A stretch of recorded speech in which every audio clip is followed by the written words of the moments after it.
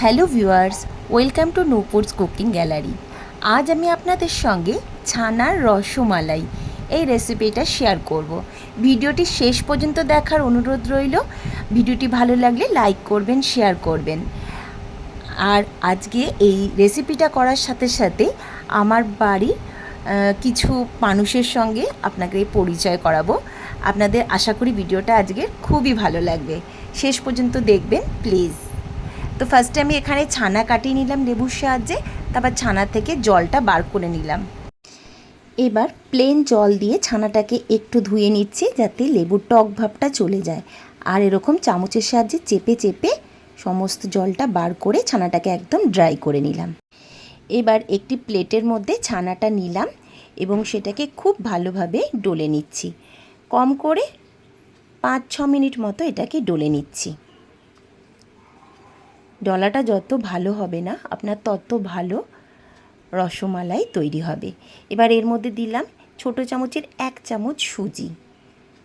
অতিরিক্ত সুজি দিয়ে দিলে এটা একটু শক্ত হয়ে যাবে, সেই জন্য আমি খুব সামান্য সুজি দিলাম।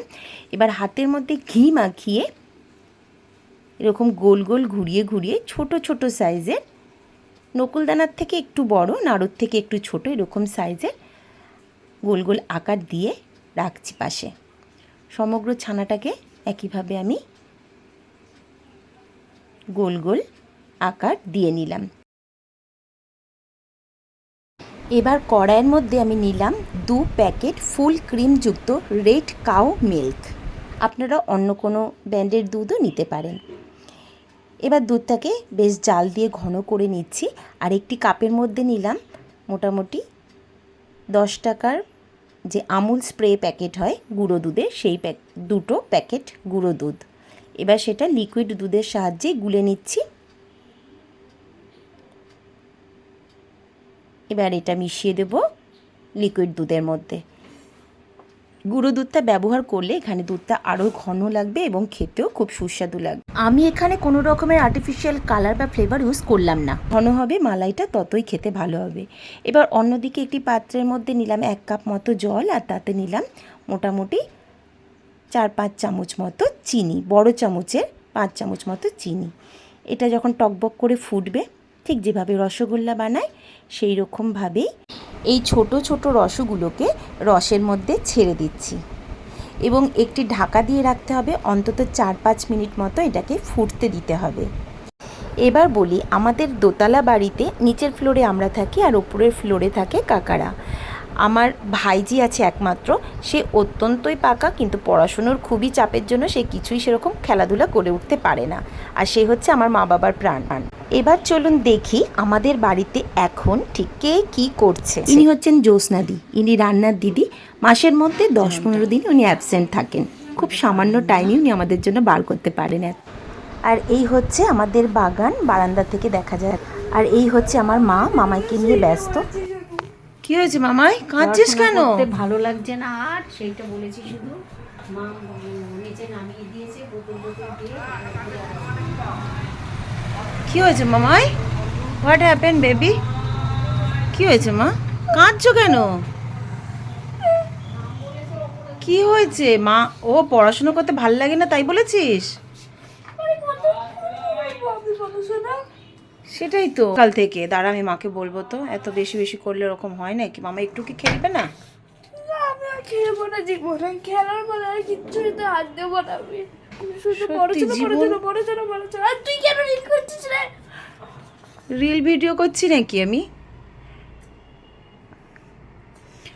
আমার সত্যি এত মনটা খারাপ লাগছে, মামাকে পাই না আমরা, সারাদিনই পড়াশোনা। ও এটা বলেছিস বলে মা জলের বোতল দিয়ে তোকে নিচে পাঠিয়ে দিয়েছে। বলছে যা, জীবনেও পড়াশোনা করতে হবে না, জল নিয়ে নিচে বসে থাক। যা করবি কর, পড়তে হবে না, এটা বলে দিল। বললো উপরে পা দিবি না, আমি দরজা খুলবো না। ওপরে পা দিবি না, আমি দরজা খুলবো না? মা কত বড় সাহস, আমি দেখছি সেটা।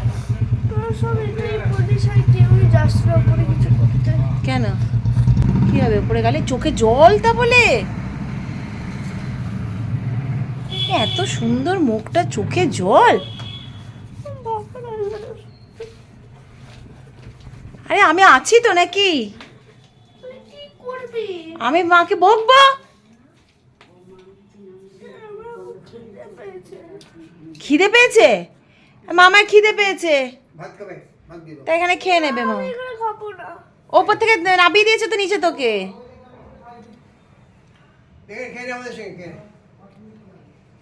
কি আছে না নেবে যে খাবার হবে সারাদিন পড়ে পড়ে মাথা খারাপ হয়ে যাচ্ছে। পড়াশুনো করে করে ওর মাথা খারাপ হয়ে যাচ্ছে, আর কত পড়বে বলতো। মামাইকে বকাবকি করলে আমার মা বাবা ভীষণ রাগ করে, কিন্তু কি করা যাবে, এত স্কুলের চাপ, গার্জেনরাই বা কী করবে, বাচ্চাদের উপর প্রেশার পড়ে যায়। এত চাপে সত্যি কি মানসিক বিকাশ সম্ভব বলতে পারবো না। বাচ্চাগুলোর জন্য সত্যি খুব খারাপ লাগে। ততক্ষণে আমাদের এটা মোটামুটি রেডি হয়ে গেছে। দেখুন কতটা ফুলে বড় হয়ে গেছে আর ওপরে ভেসে উঠেছে। এবার এই ছানার ছোট ছোট রসগোল্লাগুলোকে আমি একটি পাত্রের মধ্যে তুলে নিচ্ছি। আর চিনির রসের মধ্যে ফোটার ফলে এর মধ্যে মিষ্টিও সম্পূর্ণ ঢুকে যায়। এবার দুধটাও জাল হয়ে দেখুন একদম ঘন হয়ে গেছে। এর মধ্যে আমি দিয়ে দিচ্ছি মোটামুটি 4-5টা এলাচ ফাটিয়ে। এবার মালাইয়ের মধ্যে আমি ছানার রসগুলোকে আস্তে আস্তে ছেড়ে দেব। যেহেতু পুরোটাই ছানা, সামান্য সুজি ব্যবহার করেছি, সেই জন্য খুব সফট হয়, তাই একটু আস্তে আস্তে ছাড়াই ভালো, না হলে ভেঙে যেতে পারে। এবার এটাকে টকবক করে আবার মালাইয়ের মধ্যে ফুটিয়ে নিতে হবে, যাতে রসগুলোর ভেতরে মালাইটা ভালোভাবে ঢুকে যায়। আর এত সুন্দর একটা এলাচের গন্ধ বেরোচ্ছে, জাস্ট কি বলবো। এবার ছানার রসমালাইটাকে একটি কাঁচের পাত্রের মধ্যে ঢেলে নিচ্ছি, আর উপর থেকে কিছু ড্রাই ফ্রুটস ছোট ছোট করে কেটে এর মধ্যে দিয়ে দিচ্ছি গার্নিশিংয়ের জন্য। আমন্ড, কাজু, কিশমিশ, আপনি আপনার নিজের ফ্লেভারের ড্রাই ফ্রুটস ইউজ করতে পারেন। এবার এটা গরম গরম সার্ভ করতে পারেন, ফ্রিজে রেখে ঠান্ডাও সার্ভ করতে পারেন, জাস্ট অসাধারণ লাগবে খেতে। আশা করছি আজকের ভিডিওটি আপনাদের ভালো লেগেছে। ভালো লাগলে চ্যানেল সাবস্ক্রাইব করতে ভুলবেন না যেন। যারা ধৈর্য ধরে ভিডিওটি দেখলেন তাদেরকে অসংখ্য ধন্যবাদ। দেখা হবে নেক্সট ভিডিওতে, ততক্ষণের জন্য টাটা।